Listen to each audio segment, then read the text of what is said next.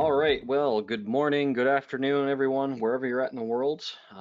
We're here for our next Altaro sponsored webinar, this one on vSphere Automation Masterclass. My name is Andy Syrewicze, and I think we're gonna get going here. We got a lot of great material with you, to share with you. I've got a good friend of mine here today, Luke Orellana. How's it going, my friend? Hey everybody, thanks for joining. Yeah, hey, Luke, it's great to have you here. I know you are, you're quite the repository of scripting information. You've certainly taught me a lot of things over the years, and I hear you actually have some really cool Terraform stuff to show us a little bit later in the presentation today, right? Yep, I do. I got quite a lengthy demo with Terraform, so we're gonna have a little bit of fun today.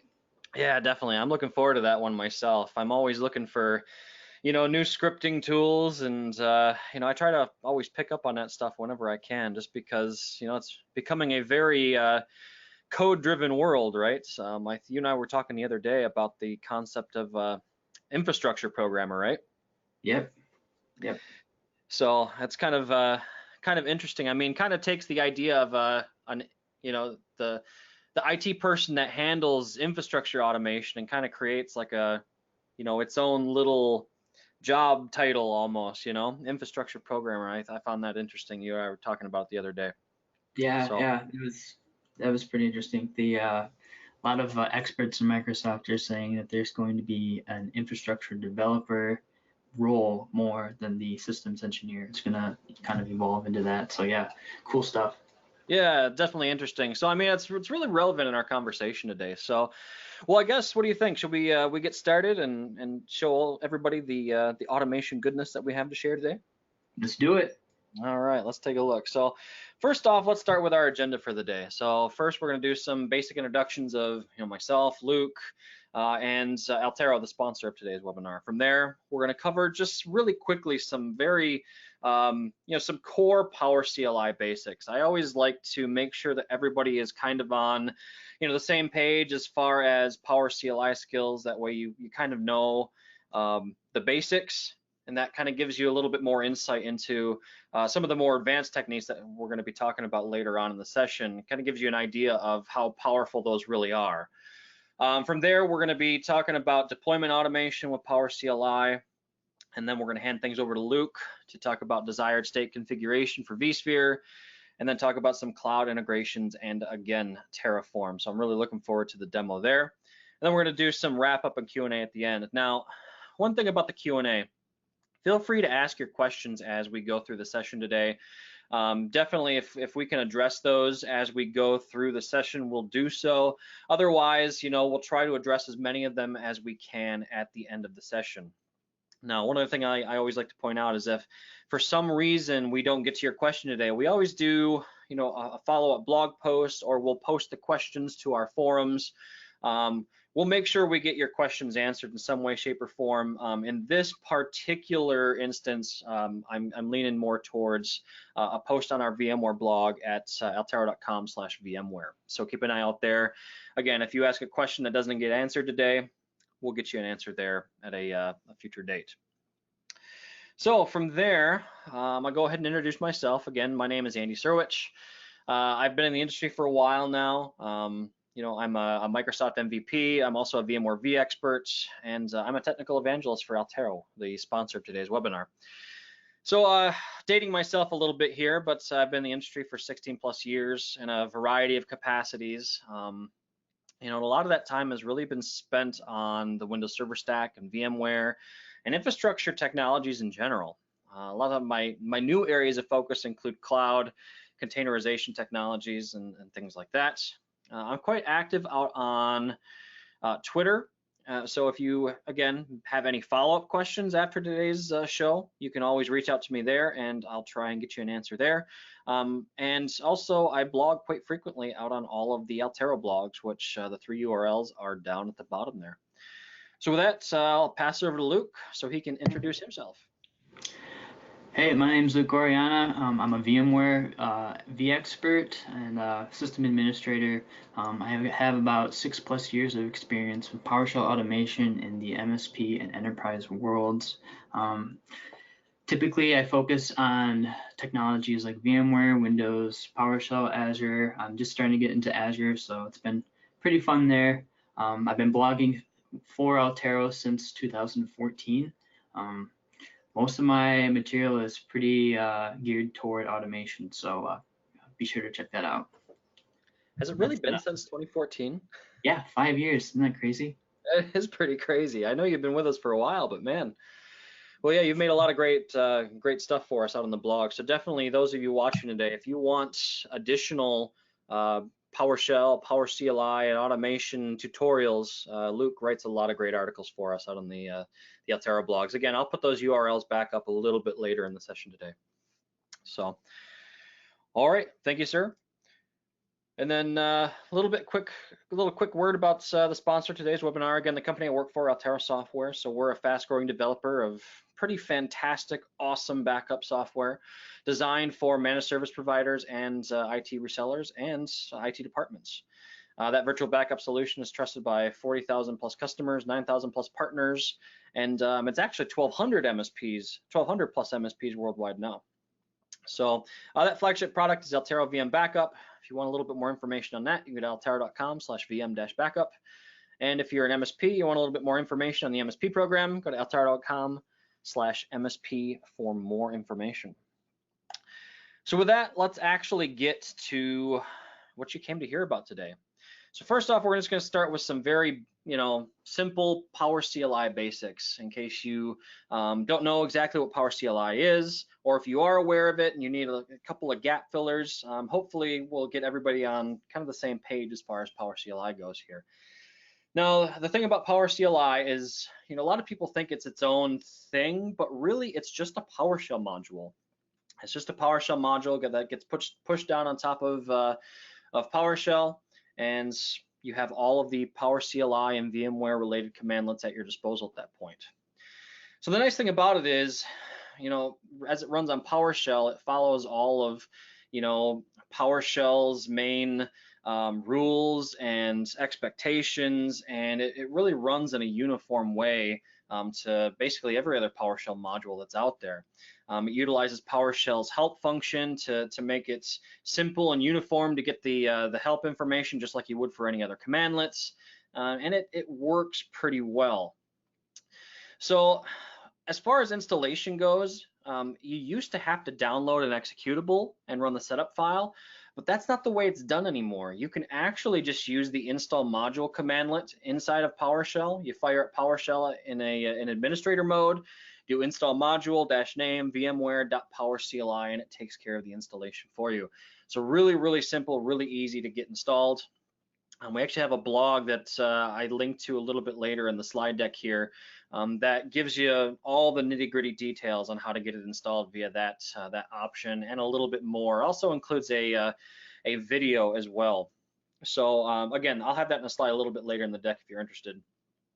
The other nice thing about Power CLI is it can be used to interact directly with ESXi and vCenter, and it can be used to interact directly with VMs and the operating system within those VMs, which is really cool, and I'm going to show you an example of that here shortly.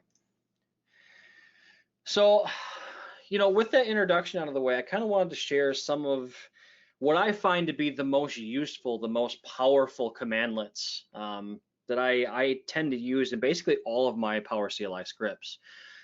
Without a doubt, and it surprises some people, without a doubt, get help is my absolute most favorite commandlet. Because just ask my wife, my memory is the absolute worst. So it's 8 o'clock in the morning here on the Eastern United States, and I don't remember what I had for breakfast this morning. So get help is an absolute godsend for me, because if I need to remember how a commandlet works, I just issue get help and I get all of the help information I need. So an example of the help information is in that image there on the right hand side of the slide. If I need to update help, grab the latest help information, you can do that with the update help command. If I need to find a command that I'm looking for, or a command I can't quite remember what the command's called, get command is a great tool for that. And now we get into more of the the Power CLI specific commands here. So connect VI server. I'm going to show you how that works here in a second. So basically, when you fire up Power CLI, you have to connect to an endpoint. You have to connect to an ESXi host. You have to connect to a vCenter server. You have to connect to something to execute all of those commands to, right? And that's what that commandlet takes care of for you. Set Power CLI configuration. That commandlet basically controls how Power CLI functions. And I'm going to show you a little bit more information about that as well. Start, stop VM, they do exactly what they sound like they do. Wait tools is another one of my favorites. So think about the way a VMware VM functions, right? So the operating system inside of that virtual machine boots up, and then you have VMware tools inside of that virtual machine. That service starts after the OS is running, and then it starts reporting into the hypervisor to share various bits and pieces of information, right? Well, what the wait tools command does is it waits for tools to become responsive in the target virtual machine before continuing on for the script. So what's really nice about that commandlet is if I want to conduct some sort of scripted action against a virtual machine that requires a reboot, that actually gives me a mechanism to wait until the reboot of the virtual machine is complete before continuing, which is really helpful. And I've got a great scripted example that I'll show you here a little bit later with a URL to the script as well, where that commandlet just shines. The next one that's also really powerful is invoke VM script. So kind of a rhetorical question here, but how many of you have needed to remotely execute a script against a machine, but there was no network connectivity? Maybe you're in a secured environment. Maybe it's a new machine that you're still deploying.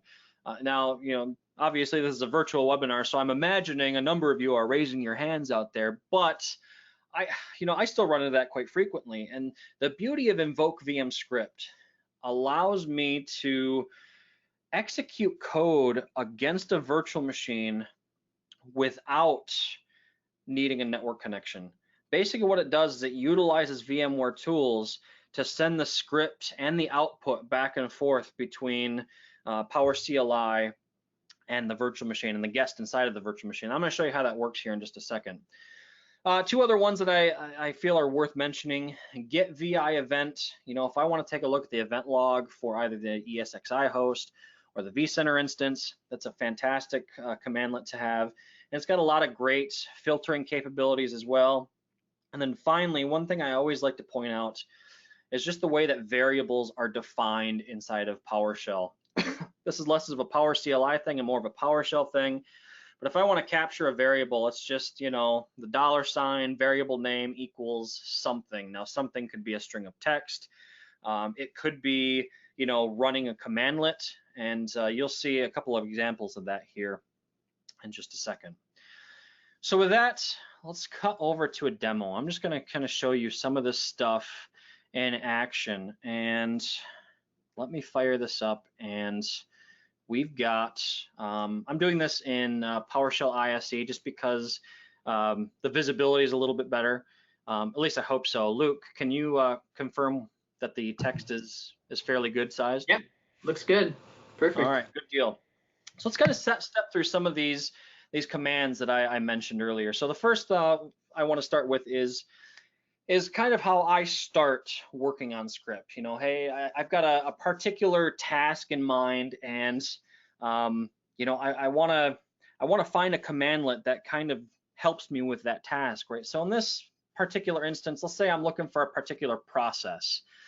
So I don't know what the exact name is, so I'm going to use the get commandlet and basically search for anything with the word process in it.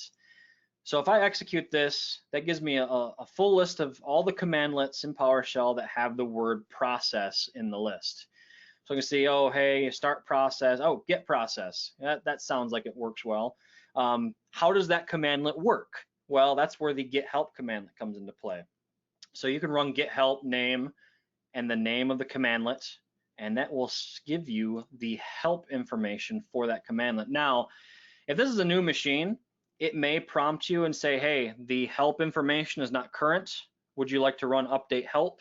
that's where update help comes in. And that will actually download the latest help information. That way you can get this fantastic help information on your machine.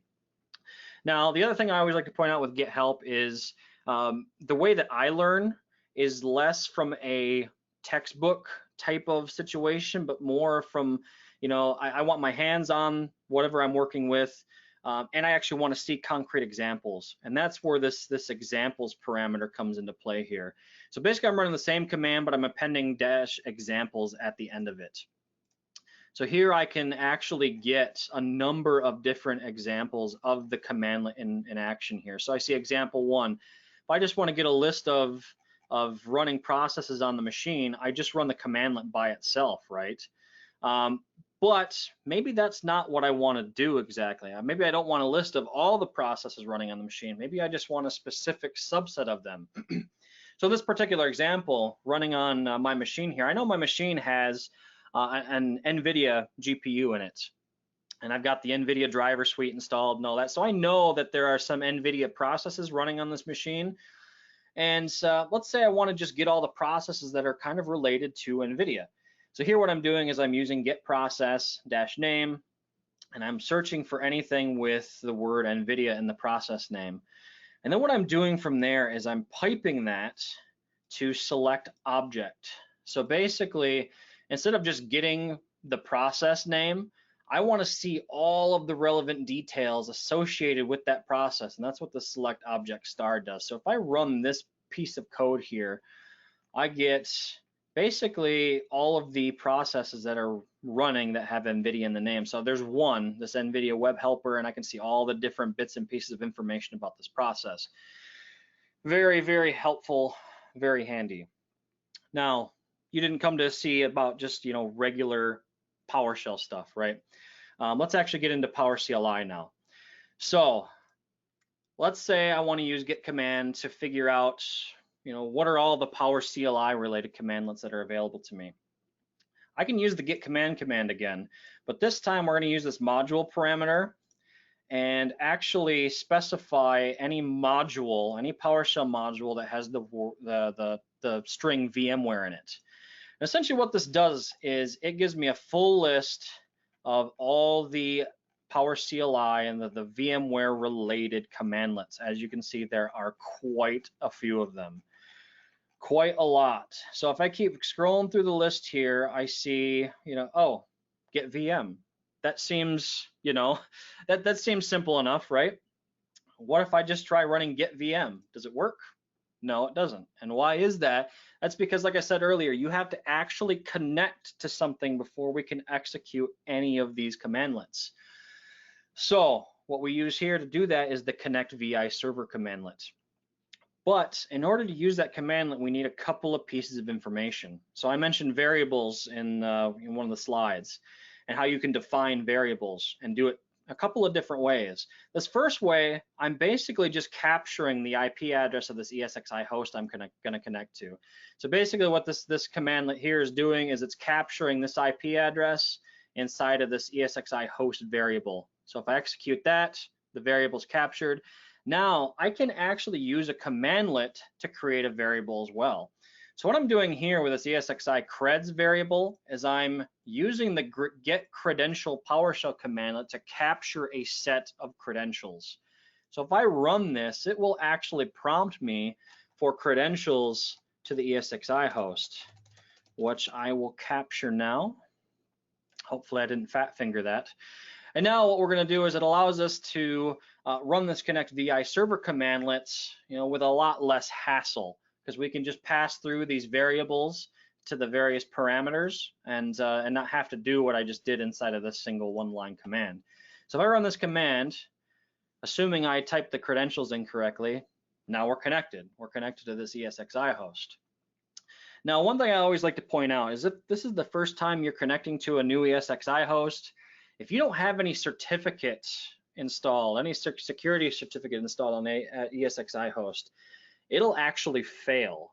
By default, PowerCLI will not connect to any ESXi host that doesn't have a security certificate associated with it. So what you have to do is you have to actually configure your PowerCLI configuration to either ignore that or prompt you if you want to, or just give you a warning. I mean, best practices is to have a security certificate, right? But for for lab situations, maybe you're not as worried about that, right? And that's where this the set power CLI configuration commandlet comes in. And these are all the various ways that you can run it. I'm not going to do that now because I've already got it set up the way I want. But one thing I do want to mention is, what if you want to find out how you currently have it configured? You could run this get power CLI configuration commandlet. And we use a couple of filtering techniques here to get the information that we're really looking for. So here I'm selecting the objects, from the output of this commandlet that give me the scope of the setting and what the invalid certificate action is. So if I actually run that, I can see that, for the various scopes, basically I have everything set to prompt me. So if I connect to another new ESXi host and there's no certificate installed, it's going to say, hey, dude, this has no certificate. Do you still want to connect? Yes or no? And that's the way that I currently have mine set up. So anyway, let's get back to actually doing stuff with Power CLI, and that is, let's start with get VM. So I can get VM, and I can see a list of VMs on the machine. So here in my case, I only have a single ESXi host, or sorry, a single virtual machine running on this ESXi host, and it's currently powered on. I can see it's got 2 CPUs and about 2 gigs of memory associated with it. What if I want to get a little bit more information about that VM? I can do the same thing. I can specify the VM I'm looking at. And again, I'm going to do the select object star command. I'm going to pipe it here to get even more information out of it. So you can see I got a lot more information out of this. I can see, memory megabytes, memory gigs. I can see, what host it's on, what folder it's in. If you had vCenter installed, you get a lot more information than this. This is just a standalone ESXi host, but it kind of gives you an idea of the amount of information that you can get. We can do the same thing for data stores. So I can see here that I've got a single data store here. If I had several data stores and I wanted to see what the free space situation looks like on all of them, I can run this command here. And it would give me kind of more of a vertically sorted list with name at the top and capacity and free space at the bottom. Kind of a useful little thing to run there.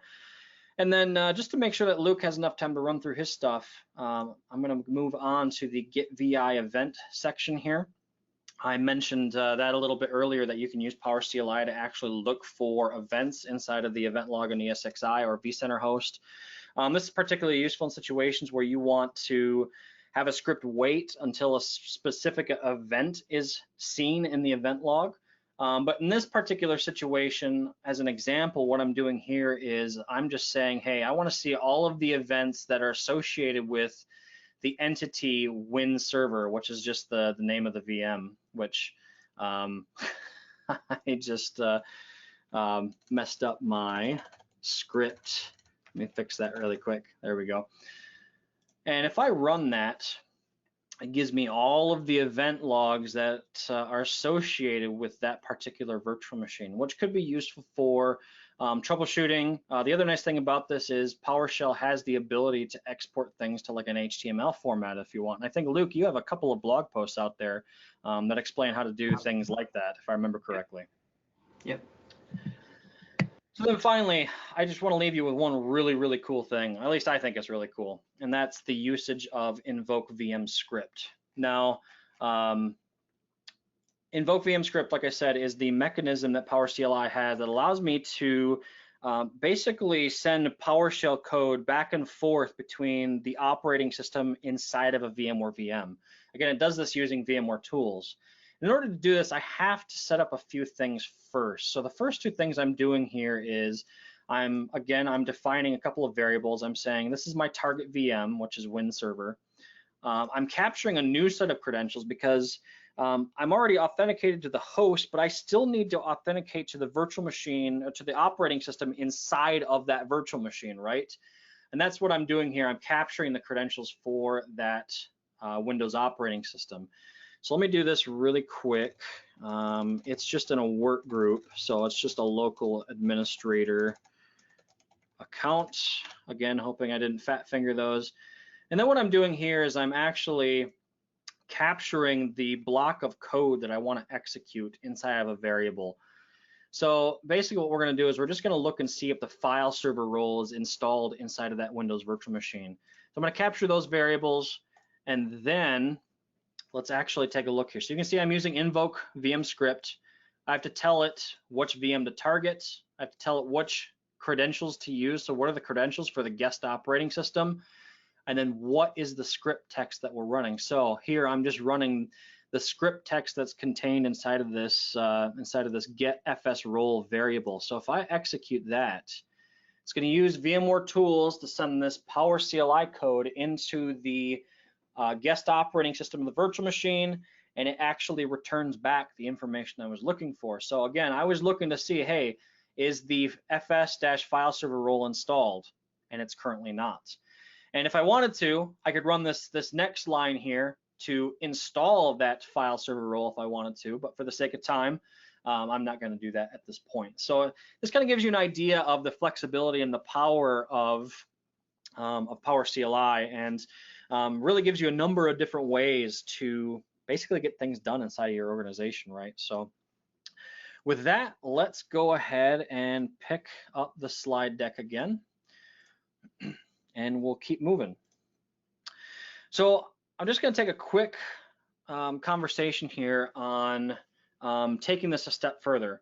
But before we do that, I want to talk about this idea of imperative scripting versus declarative scripting. These are kind of two different methodologies for scripting and programming out there in the industry. And really it breaks down to this. An imperative scripting model really focuses on the how. How does the script, get to its goal?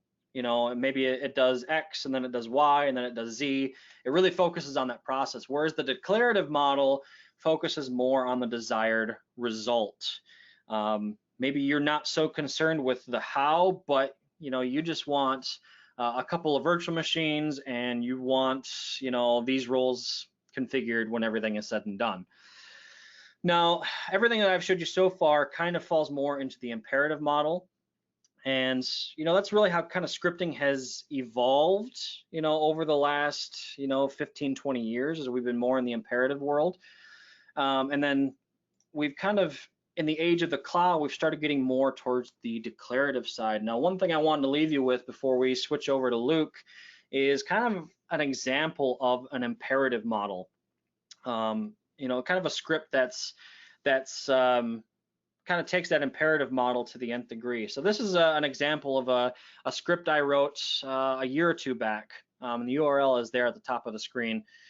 Basically what the script does is it does something similar to what I just showed you, in that it uses a combination of VM deployment commandlets and invoke VM script to deploy a number of virtual machines inside of a vCenter instance, and then using invoke VM script to actually reach inside of those virtual machines and do things like spin up a new domain and create a new domain user and create a new file server and add it to the new domain. I mean, basically it takes the data center deployment concept and really puts it on steroids with Power CLI. You can check the script out in your own time if you want. It's heavily commented. Again, it's at that URL at the top, but this is a great example of an imperative model. Now, the problem with the imperative model is that, again, in the age of the cloud, you're more concerned with, the results rather than the how. And that's, really the stuff that Luke's going to be taking you through here in just a second really kind of falls into that space. So Luke, I think you're up to take us into the declarative type of world here. Awesome. Okay. So yeah, like Andy was saying, declarative is more of the here's what I want, make it so. So that's the whole idea behind configuration management. And go ahead and go on to the next slide, Andy. Sure. So what is DSC? DSC is Microsoft's solution that falls into the configuration management space. When it first emerged, many people tried to compare it to Chef, Puppet, Ansible, but it was originally developed as just a framework that those types of products would use to leverage. Their goal was to develop this framework first, and then eventually down the road make management tools for DSC. Many in Microsoft would say they've waited too long. They're currently focusing on creating some management tools for DSC. It's mostly going into Azure. So Azure DSC is going to be where you'll be managing your desired state configuration. Also, it is, the great thing about DSC is that if you can do it in PowerShell, you can create a DSC resource for it. So if you have a script that deploys a web server, configures some in-house developed application, you can create a DSC resource for it and take advantage of that configuration management. So it's really cool, very powerful. The only thing is there isn't that many tools yet to management compared to the Chef, Puppet, and Ansible products. VMware has released their own vSphere DSC resources for managing vSphere. It's on GitHub. It's actively being worked on today. It's kind of hokey. If you look at this chart here, it requires a Windows server that basically controls your VMware environment. So you have to have a Windows server that access the local configuration management proxy. It needs to have PowerShell 5.1, has to have PowerCLI installed, and basically it reaches out to a DSC pull server for its configuration, takes that configuration and applies those changes with PowerCLI into your VMware environment. So it's very niche, and it will only really fit into certain scenarios, but it's free. So that's one tool that you can keep in your back pocket. So go ahead and go on to the next slide here. So cloud integrations in Terraform. This is kind of a quick chart on the evolution of managing infrastructure. In the beginning, we kind of went from manual deployments and changes. You click next, next, next to install your application. I remember the days of loading up a CD into a server in order to install Windows, logging into each server to make a change, make sure its registry key is there. We've moved on from that. Now we're using scripted deployments like Andy showed. Scripting out mass automated changes, running our VB and PowerShell scripts to deploy infrastructure and make changes. Typically, we're saving our scripts to a file share for team use. And the trend is shifting slowly towards infrastructure as code, where we're taking on more of the developer mindset. So infrastructure is defined and managed by code with a developer mindset. Configurations are documented and stored in version control. And then teams collaborate on infrastructure code and make approved changes to the code itself instead of modifying the infrastructure directly. So that means if you got a VM out there and you need to bump up the CPU, you don't go up to the vSphere and do it that way. You edit the code itself and then execute the code, just like a developer would do with their applications. So go ahead and next slide. So what are the advantages of infrastructure as code? Auditing and version tracking. So you can easily track who did what and when for any changes to the infrastructure. Also in the case of an audit, or if you're trying to be in compliance for a certain certification like ISO certified, your documentation is already there. You're living and working in your code, which is your documentation. So all you have to do is hand it off to the auditor and get on with your day. There's no quickly making Word documents, video documents to hand over to the auditor. So it's a nice little advantage there. Consistency amongst infrastructure. Terraform is a lot more robust than just running a script to install an application. It has checks that are already built into it. So in my experience, I've had a few deployment scripts where it installs an agent on a server and that gets missed either due to a timing issue or some sort of bug, and that server ends up getting deployed without the agent. Well, Terraform's a little different. It'll tell you. So another benefit is you now have one tool to deploy and configure other tools. So the process is going to be the same for creating and configuring all the tools that Terraform is designed to work with, whether it's Hyper-V, VMware, Azure, AWS. So there's no having to remember where to click in the GUI for each product. It's all done through the code, which is awesome. Last but not least, it's free. So the open source version of Terraform, you can just download it and get started today if you want. So just wait till the webinar is done. And that leaves us with the demo. All right, let me go ahead and make you presenter, Luke. Yeah. Okay, you should have the presentation roller. There you go. Yep, I can see your screen. Okay, cool. So here I have a simple Terraform configuration. It's a .tf, that's what they're called. The .tf vars file is a variables file. That's where I have all my passwords in clear text. I don't want to show you my configuration with the passwords in them.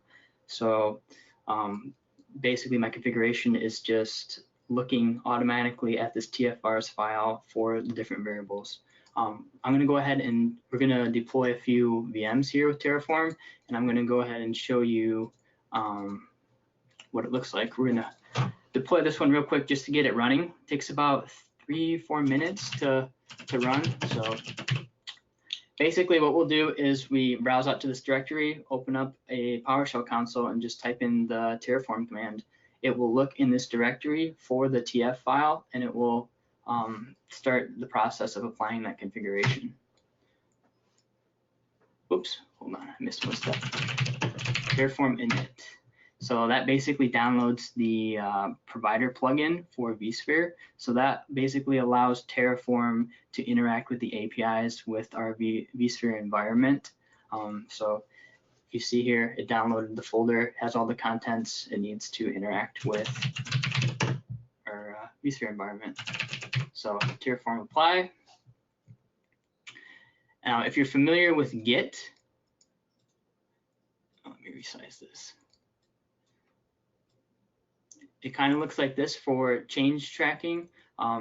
Since we don't have the resource VM1 available, it is going to add it, and it gives it a green plus sign. So we go ahead and type in yes, and then we'll let that run, and that will start deploying our VM. So while that's running, I'm gonna go ahead and open up the configuration, and I'll explain a little bit high level on what each object is in here. So at the beginning, we have our variables. This is what's defined in my tf-vars file. So typically, you wouldn't have your tf-vars file locally. There's other solutions for storing your passwords. You can store it in Azure's Key Vault. AWS has a solution, and Terraform has their own product called Vault. So those are, in the production environment, you'd want to have something like that set up. But for the sake of the demo, we're just doing clear text password in a tf-vars file. The provider, like I explained earlier, is the way that Terraform communicates over the APIs with vCenter. Data sources is the data that you're fetching from that provider, and we'll use that data in our resource to create our resource. And then that leads us to resource, which is the object that you're creating. So in our case, it's a VM. If you notice here, the $ with the brackets, it's called interpolation.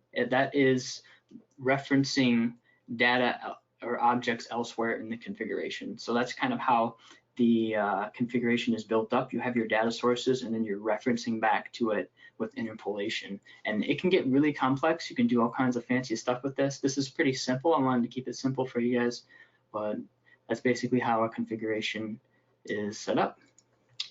So what happens if we want to decommission a VM? Well, let's go ahead and decommission this one here. Let me go ahead and show you my VMware environment real quick. So my VM1 VM that we're deploying right now is still building. It's probably got about 2 minutes left. Let's go ahead and decommission VM2. So we'll open up a administrative PowerShell prompt. We'll go to that directory, VM2, and all you gotta do is type in Terraform destroy, and it will give us an action plan with the red minus sign, meaning VM2 will be destroyed. So gotta be careful when you use this one, but we'll type in yes, and there we go. You can see in the background, it's shutting down the OS, and then it will delete it. There it goes, done. And again, this kind of follows that declarative model, right, Luke? I mean, you're basically saying this is what I want things to be like, and it's just doing it for you. Yep, all through code. So, yep, just like I said, that developer mindset of your code does all your work for you. So what if we have to modify the CPU on a VM? Let's go ahead and do that real quick here. I'm opening up the configuration file for VM3. We'll just bump up the CPU here to 4 and save it. And then we'll go ahead and browse out to that directory. Reapply the config with Terraform apply.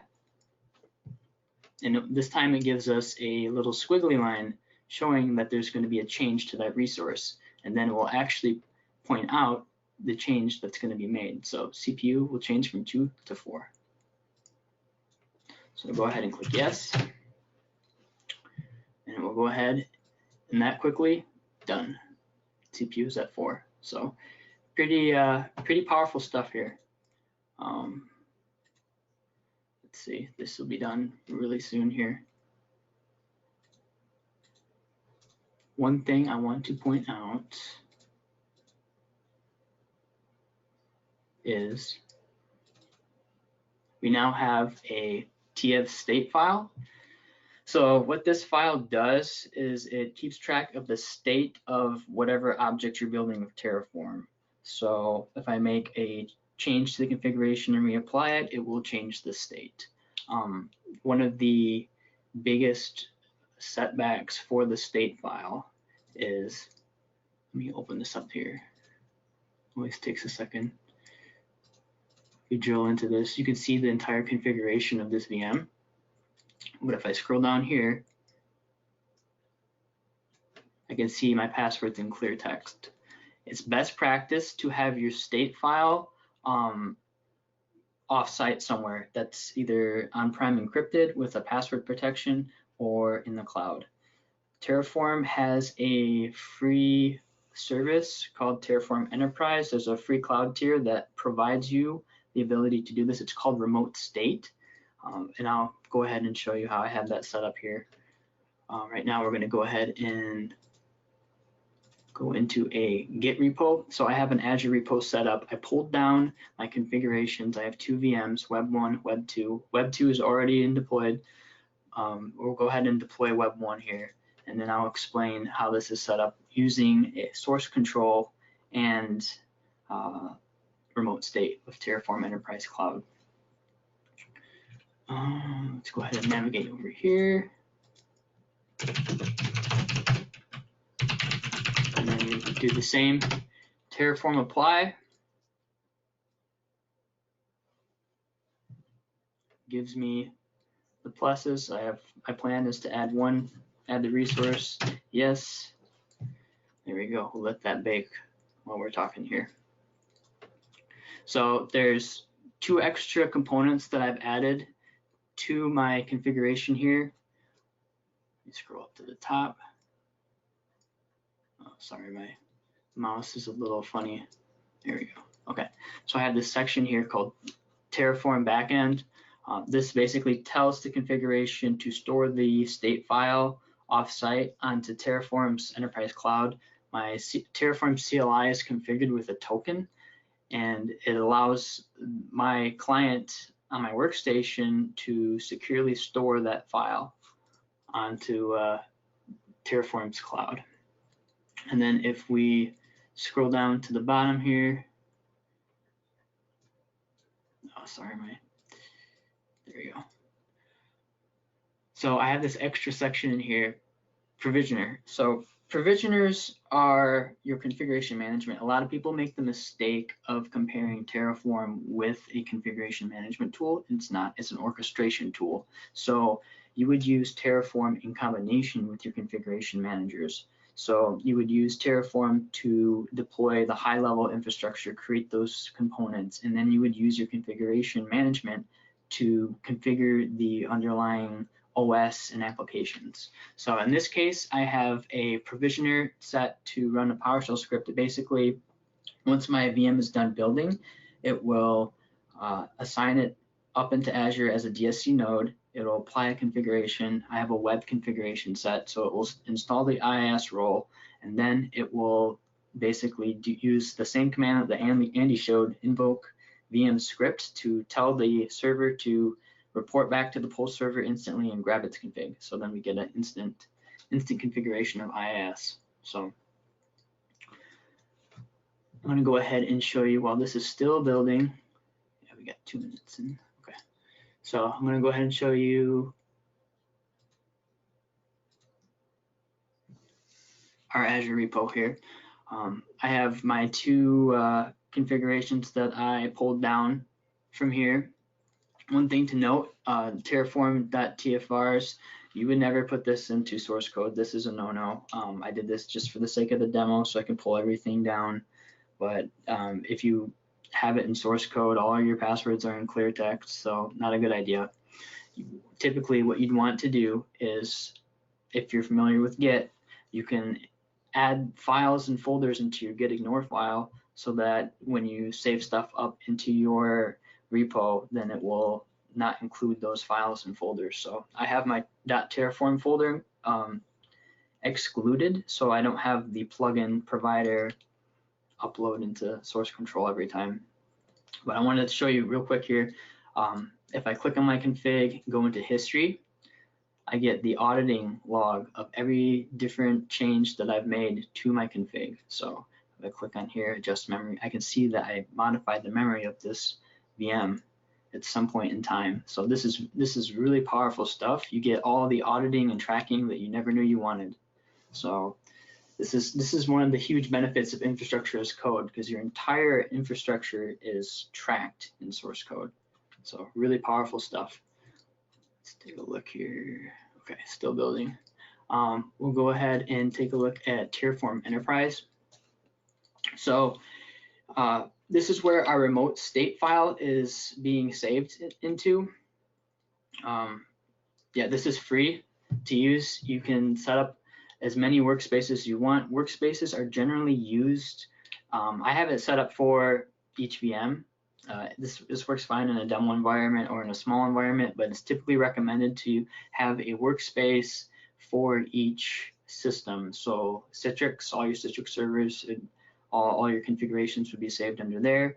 And Exchange, that way you can basically assign permissions to those teams and have them look at the state of each of their systems, and they can see all the change in tracking. So if I drill down into this, I can see all the changes that were made, and I can see what change was made. So I destroyed and built this VM quite a few times for the demo, so I can see that was taking place right there. So really powerful stuff. And Luke, really quick, that'll actually track the user that made the change as well, right? Yep. Oh yeah. Thanks for pointing that out. Right here, I can see who made that change. All right. So. If you mess up my infrastructure, I know who to blame then, right? Yeah. That brings up a good case too. So let's say you make a change, the Exchange team's troubleshooting an issue. They don't know what change has been made to their systems. They can go into here and take a look and see without having to bother, wait for somebody to get done with a meeting, schedule a meeting, the next day with somebody because they're too busy. So they can instantly get access into what was going on with their stuff. So super powerful. Yeah, built around team collaboration. So our script is almost done. Let me go ahead and go into Azure DSC. This is what Azure DSC looks like currently. It's a Azure Automation account, and this is the state configuration DSC section. I currently have 2 nodes in here, Web 2 that's already been deployed. This vSphere DSC is my vSphere DSC node that I was talking about in that architectural chart earlier. So this is basically a node on my infrastructure that is enforcing desired state configuration on my ESX host. It's got assigned a DNS node configuration. So let me drill down into this real quick and show you, just so you can see. So this is what a typical DSC configuration looks like. One thing I want to point out that's a real benefit with Azure Automation is that you can store your credentials securely, and then you can call them through your code. So right here, I'm using get automation PS credential, and I have an ESXi password credential saved, and I just call it, run it through my code, and I don't have to mess around with any sort of password security features here. Really quick question, Luke. Does that password live in Azure Automation, or does that live in Key Vault?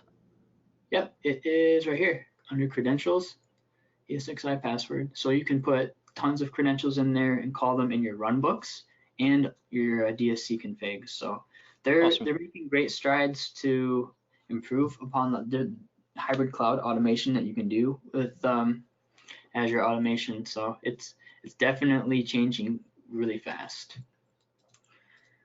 So our VM has been completed, just under 6 minutes. We have a VM with IIS installed. If I look here, Web 1, it's there. It's got the web server config applied to it. And if I go out to the IP address, just to show you, IIS. So there you go. Really powerful stuff, very fast. So and that's it for the demo, really. Awesome. That was a great demo. We got a lot of great questions that came in while you were doing the demo. So definitely we'll want to address those here in just a second. So, all right, I'm going to go ahead and steal the presenter view back. We got just a couple of other slides to go through here as part of our wrap up and Q&A. If you have questions, make sure to get them into the questions form, because we're going to be addressing those in just a second. While you do that, I want to share just a couple of additional resources with you. We will be sharing the slide deck as well, so you'll get a link to all of these, but these are just some of the, just a small taste of the various Power CLI and automation related articles that we have out there. The vast majority of these are written by Luke himself, so definitely be sure to check these out. The second from the bottom, so use case examples of Power CLI in action, that will link you basically to a list of all the various Power CLI articles out on our VMware blog. So be sure to check that out if you want a more comprehensive list. From there, I know that many of you are likely Windows administrators as well as vSphere and automation administrators. We do have a more recent ebook that's available out there on the new Windows Admin Center, written by another one of our bloggers, Eric Syrewicze.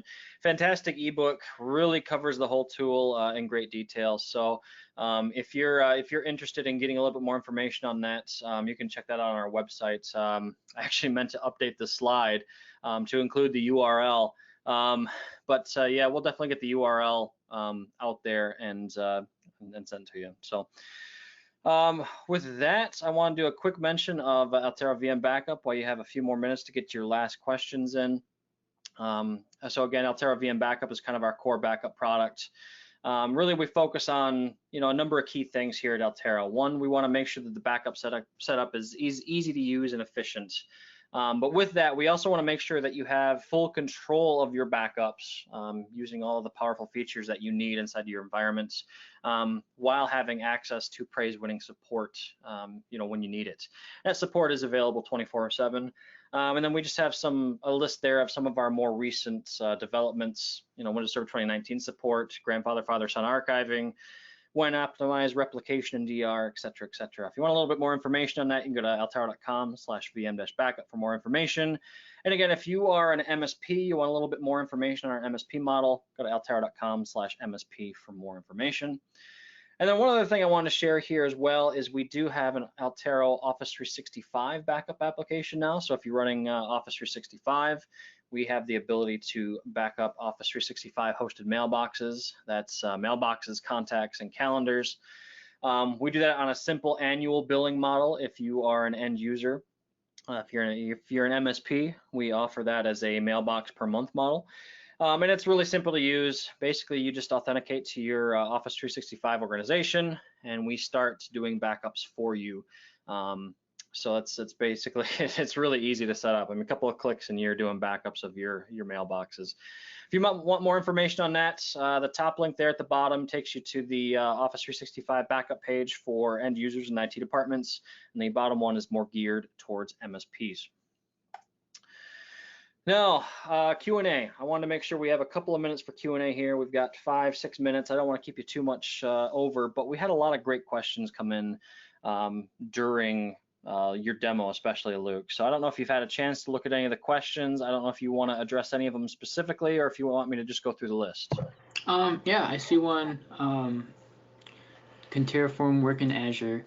Actually, funny thing, if you've ever messed around with Cloud Shell in Azure, Terraform's actually built into it. It comes natively in Cloud Shell. So yeah, Terraform is perfect for Azure. It's actually the most used management tool for Azure, other than PowerShell, but like compared to like the Chefs and Puppets and Ansibles, Terraform's on top right now. So nice.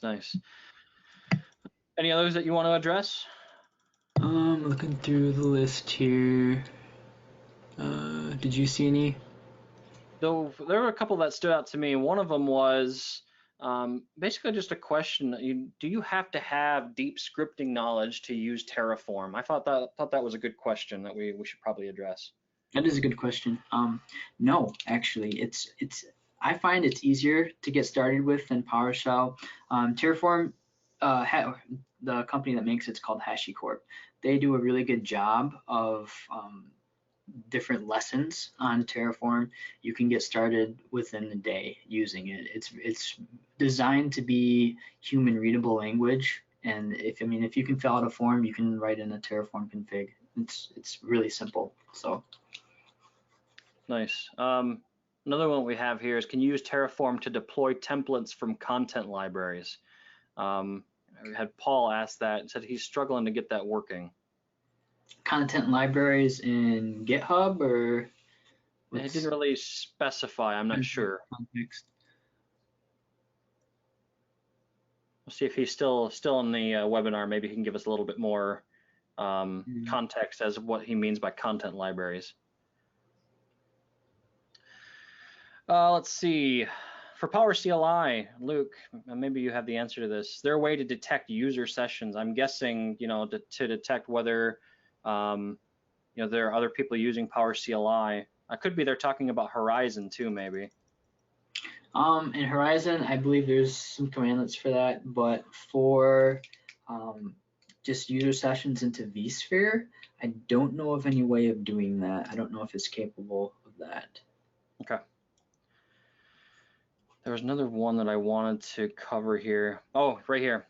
So what's the difference between vRealize Automation and Terraform?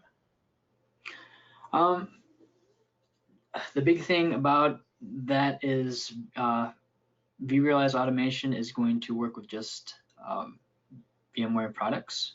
Terraform is going to work with many different products. There's a huge list of providers out there that you can use Terraform with. So let's say you have a hybrid cloud scenario. Everyone's doing hybrid cloud this year. If you want to set up Terraform for your on-prem, you can, and it will be the same process for Azure, AWS, Google Cloud. So that's the real benefit you get when using Terraform. That actually is a nice segue into this next question. Does Power CLI work with AWS? And that I would see it working with vSphere on AWS. I'm not an AWS guy myself, but I would suspect that they have their own Cloud Shell type of. They have their own commandlets that you would use in place of that. So gotcha. Figured as much. Like I said, I'm not an AWS guy, but it would have surprised me if they didn't. So yeah, you could use it in the same script too. You just have to have the modules loaded. You can manage both with the same script. Yeah. Yeah, that brings up a good point. I mean, you can actually load modules mid-script too if you need to, correct? Yep. So best practice would probably state to load all the modules at the beginning of the script, just to make sure that they're there, but I mean, you could if you needed to. Yep. Let's see. Keep the questions coming, everyone. If we don't answer all the questions today, we'll be sure to get you an answer in like a follow-up blog post. Let's see. I think we have a couple of polls too that we want to put up really quick while I'm thinking of it. If we go ahead and put up the first poll. There we go. Kind of want to gauge your reaction to this, everyone. If you can go ahead and take a look at the polls. So basically the question is, what's your favorite tool for managing vSphere? And I'm kind of interested to see here. We have three options there: Power CLI, the vSphere console, or some other tool. We'll give that a second to run here while we answer another question. So let's see.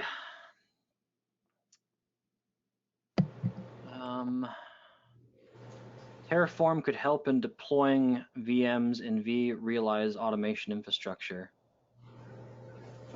Yeah, I believe there's a provider for that.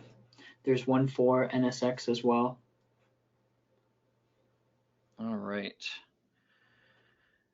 Let's see. A lot of great comments and questions here. So real quick, we're sharing the poll results, and yeah, this is pretty much what I expected here. So we have 36% said Power CLI was their preferred tool, 62% the vSphere console, and 2% said another tool. So I'd be interested in what that other tool is. If anybody can share that in the, you can just use the questions form for that. Just out of curiosity myself. What was that, Luke? So I said probably Nutanix. Yeah, possibly. I could see that being part of it. Yeah. Let's see. What's the difference between Power CLI, DSC, and Terraform? I kind of went over that a little bit. So Terraform is the orchestration tool that you would use to build your like your shell VMs. You would use DSC more to configure the OS and the applications inside and enforce that configuration repeatedly. Terraform is more of an orchestration tool, basically. All right, good deal. We've got one more poll to put up here really quick. Just out of curiosity, I always like to get the audience's reaction on various things, and I don't know, me personally, I find it helpful to know what others are doing. So this one is, do you plan on using vSphere in a hybrid scenario? So this would be like you've got vSphere on premises, but then maybe you're going to use vSphere in AWS or something along those lines. So go ahead and let us know what your response is there, just out of curiosity. And the other thing that this does is it helps us, determine what type of topics that you all want to hear about. So maybe, if we have a particularly strong response one way or the other, we might, come at you with another webinar later on around that particular topic. So your participation is greatly appreciated. So I think, Luke, what we'll do is we'll cover one more question here. We'll go to the poll results, and then we'll let everyone go for the day. So any other questions that you wanted to address that you saw, or you just want me to pick one? Go ahead and pick one. All right, let's see here. This is a good one here. This actually builds on Paul's comments. Content libraries in VMware. So basically using Terraform to deploy templates from a content library in VMware. I'm not sure about that one. I'll have to look that one up and let you guys know. Okay. Yeah, well, Paul, we'll definitely be sure to address that in the follow-up blog post to make sure we get you the answer there. Let's see. I think that covers a lot of the good ones here. And again, let's share those poll results. And again, if we didn't get your question answered, we'll be sure to do it in the follow-up blog post. So be on the lookout for that. And as far as the poll results go, 24% said no hybrid cloud at all. 60% plan to test it out. With 11% will be using it. 4% plan to use it for everything. So that's surprising. 60%. I know. Yeah, definitely. I was expecting maybe 1-2% on that one, but 4% is a little bit more than I suspected. given how expensive it is, and I believe you have to pay for 3 nodes right off the bat because it I runs think so, yeah. Yep. All right. Well, with that, I want to be cognizant of everyone's time. So I think with that, we're going to go ahead and let everybody go. So first off, Luke, I want to say thanks for taking the time to come out and talk to us today. You're always a wealth of information. So your time is much appreciated. Yeah, thank you. Yep. And then everyone, thanks for attending. We really appreciate you coming out, and we hope that you'll join us for a future Altaro sponsored webinar. And have a great day.